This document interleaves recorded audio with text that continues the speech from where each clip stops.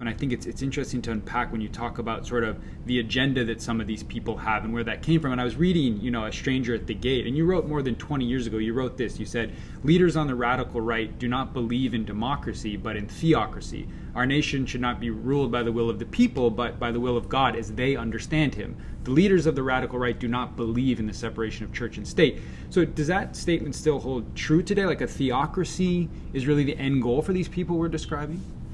Yeah, it's ironic that because Trump is the one they elected. He couldn't be a theocrat. He doesn't even know what God is about.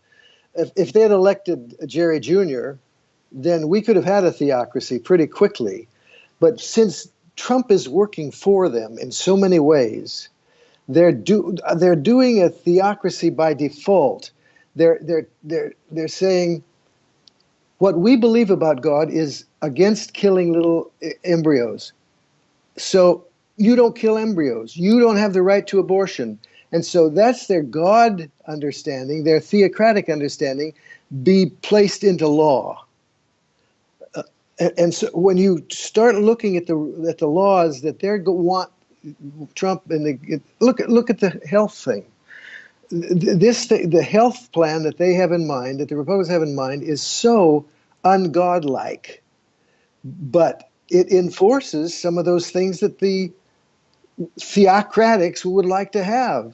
But before long, there will be prayer, that we have to pray in school.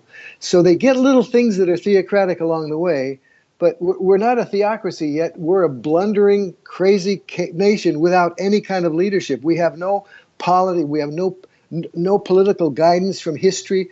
We're just blundering along. And so I said what I said 20 years ago. I believe it exactly the same way, that they want to have God as they understand him be law, not the Constitution,